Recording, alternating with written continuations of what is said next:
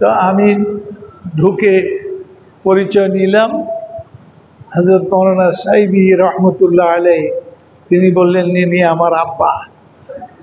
আর আমার পরিচয় করে দিলেন তার আব্বার সঙ্গে, কামালউদ্দিন জাফরি।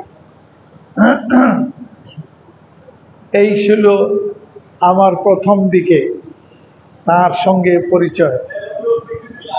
এরপরে সারা দুনিয়াতে একসঙ্গে চলেছি, সারা দুনিয়ার বিরাট অংশ ওয়েস্টার্ন ওয়ার্ল্ড, সেখানেও একসঙ্গে প্রোগ্রাম করেছি। আলহামদুলিল্লাহ সাইদি সাহেবকে নিয়ে একবার আমার মনে আছে, তিনি বাইরে চোটপাট যতই হোক কিন্তু ভিতরে যে কত বিনয়ী এটা কল্পনাও করা যায় না। আমি একবার একসঙ্গে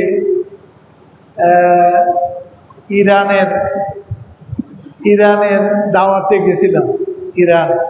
ইরানের বাদশাহ, তার দাওয়াতে গেলাম। আমরা একটা বিল্ডিংয়ে, পাহাড়ের উপরে একটা বিল্ডিং, 18 তলা না কত তালা, আমরা এই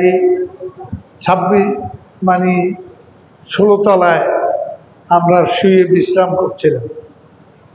এরপরে আসরের সময় কাছে আসলো, আমার চোখ খুলে গেল। আমি দেখি সাইদি সাহেব আমার পাশে নাই, উনি কোথায় জানি একটু দূরে বসে বসে কি করছেন। আমি আস্তে আস্তে পিছন দিয়ে গেলাম, উনি টের করেন। তবে দেখি আমার জুতা জোড়া উনি নিয়ে ওনার লুঙ্গি দিয়ে এটা পলিশ করতেছেন, পরিষ্কার করছেন। আমি থক হয়ে গেলাম। ইন্না লিল্লাহি ওয়া ইন্না ইলাইহি রাজিউন।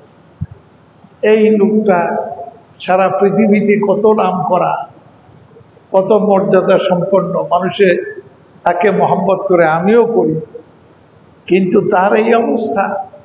আমি বললাম, ভাইজান কি করছেন, এটা কি করছেন? তিনি বলছেন, একজন আলেমী দ্বীনের জুতা আমি সাফ করতেছি। তা কি দিয়া? ওনার নিজের লুঙ্গি দিয়া সাফ করতেছেন। এই ছিল সাইদি সাহেবের বিনয়। মানে কত যে বিনীত ছিলেন, সুবহানাল্লাহ।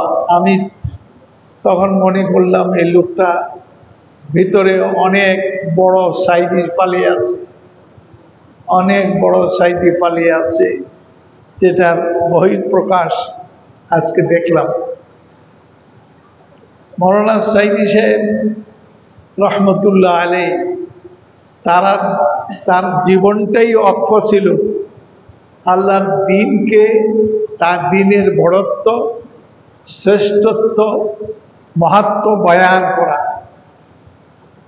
মানুষের সামনে এগুলি আলোচনা করা, কোরআন শরীফ থেকে দলিল নিয়ে, আলহামদুলিল্লাহ কোরআন হাদিস থেকে দলিল নিয়ে এগুলি মানুষের সামনে বয়ান করতেন। আমি তাকে, তার ছেলে, তিনি একদিন আমার রুমে ঢুকলেন, রুমে ঢুকে দরজাটা বন্ধ করে দিলেন। উনি বন্ধ করে দিলেন, ভাইজান এখন আমি যা বলবো তা কিন্তু করতে হবে, আর না করলে এখান থেকে বের হতে দিব না। আমি বলি, অবাক হয়ে গেলাম, কি ব্যাপার? কয়, আপনার মেয়ে আর আমার ছেলে, এই বিয়ে হবে, এখন কথা দিতে হবে যে ছেলে দিয়ে মেয়ে দিয়ে দিলাম, এবার আপনি যখন পারেন এইটা বিবাহ পড়ান। তখন এমন অবস্থা যে আমি এটা না করেও উপায় ছিল না। ঠিক আছে, আল্লাহর হুকুম থাকলে আমার মেয়ে দিয়ে দিলাম, আপনি আরেক বাবা এবং আপনার ওয়াইফ এটা তারে আরেক মা হইল। আলহামদুলিল্লাহ, ঠিক আছে, আমার কোনো অসুবিধা নেই। এইভাবে আত্মীয়তাও হলো। এরপরে তিনি কোরআন কারীমে কোনো জায়গায় অসুবিধা মনে করতে, মানে ভালো বুঝে আসছে না, তখন এটা নিয়ে আমার জন্য রাখে দিতেন আমার কাছে। ভাইজান, এটার তাফসীর কি? এটা তো তিনি আমাকে জিজ্ঞেস করতেন। আমি এত ছোট মানুষ, উনি এত বড় মানুষ, সারা পৃথিবীতে তার বড়ত্ব পৃথিবী স্বীকার করে, আমাকে সম্মান করে, কিন্তু তারপরেও তিনি এইভাবে আমাকে মহব্বত করতেন, মেনে নিতেন। আমিও মহব্বত করতাম, মানতাম। আলহামদুলিল্লাহ, এই জামিয়া কাসিমিয়া যখনই প্রোগ্রাম দিয়েছি তখনই এসছেন। এই মসজিদ, এই সব কিছুতেই সাইদি সাহেবের স্মৃতি আছে। আল্লাহ তাকে জান্নাতুল ফিরদাউসে আলা মাকাম দান করেন।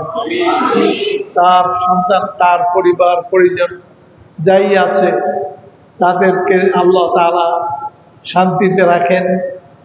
একদিন সাইদি সাহেব আমাদের বাসায়, এই বার্ষিক সভায় আসছেন, আমাদের বাসায় দুপুরে খাইয়া শুয়ে উঠছেন। এরপরে সামনে দিয়ে আমার মেয়ে, তখন দুর্বড়, তো যাচ্ছিল, ও ডাকলেন, তোমার নাম কি? তখন সে বলল তার নাম মারজানা। আচ্ছা, তোমার নাম মারজানা, আসো। সাইদি সাহেব এই পেটের উপরে বসালেন, বসে তারকে কতগুলি প্রশ্ন করলেন। সে প্রশ্নগুলির জবাব দিল। আমার ভাইজান আসেন, আপনার মেয়েকে আমি এইসব প্রশ্ন করেছি, এইগুলি বলেছি, এগুলি জবাব দিয়েছে।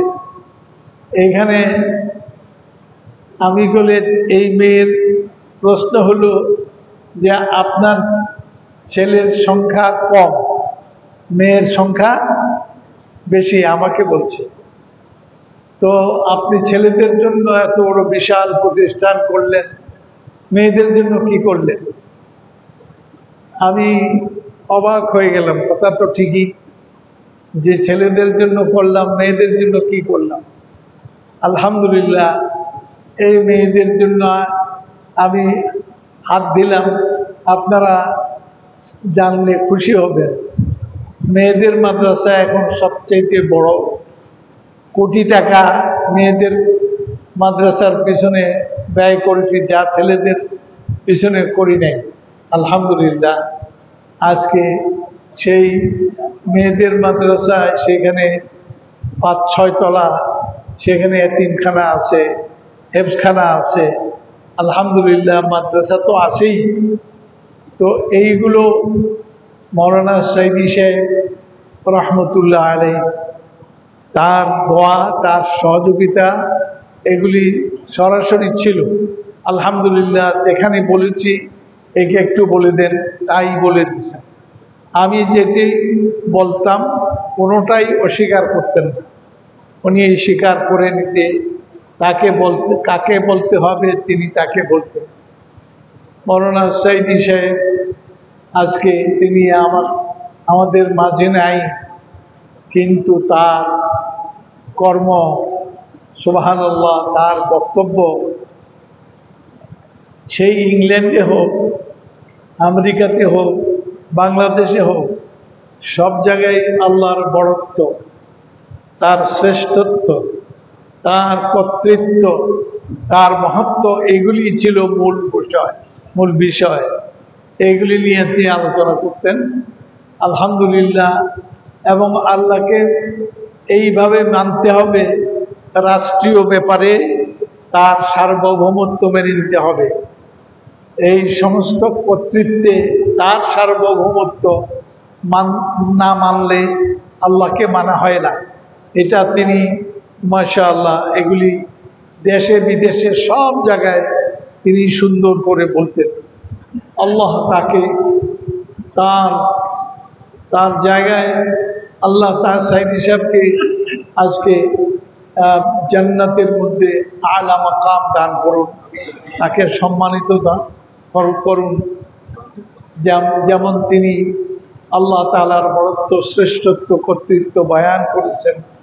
আমি পাশে বসে শুনতাম আর মজা লাগতো, কারণ আমি কারোর ওয়াজ এমন এমন ব্যাপার ছিল না যে কারোর ওয়াজ বসে বসে শুনতে হবে, কিন্তু সাইদি সাহেবের ওয়াজ আলহামদুলিল্লাহ আমি শুনতাম, মন দিয়ে শুনতাম, এবং যেইগুলি পিছনে ইশারা করেছি সেই সমস্ত ইশারা দেখি মাশাআল্লাহ তিনি তার বক্তব্যের মধ্যে টাচ করতেন। আলহামদুলিল্লাহ আমার কাছে খুব ভালো লাগতো। সাইদি সাহেবের জন্য সবাই দোয়া করতে হবে যে আল্লাহ তাকে জান্নাতুল ফিরদাউসে আলা মাকাম দান করেন, তার পরিবার পরিজনে যারাই আছে তাদেরকে আল্লাহ যেন এই অনেক সম্মান দান করেন। আমি আর বেশি কথা বলতে পারছি না, আমি কি ক্লান্ত। আল্লাহ তাআলা আপনাদের কাছে দোয়া চাই যেন আমি সুস্থ হয়ে আল্লাহ আবার দিনের কথা আবার এইভাবে বলতে পারি যেভাবে আল্লাহ তাআলা চান। সুবহানা রাব্বিকা রাব্বিল ইজ্জাতি আম্মা ইয়াসিফুন ওয়া সালামুন আলাল মুরসালিন ওয়ালহামদুলিল্লাহি রাব্বিল আলামিন। ওয়াসসালামু আলাইকুম ওয়া রাহমাতুল্লাহি ওয়া বারাকাতুহু।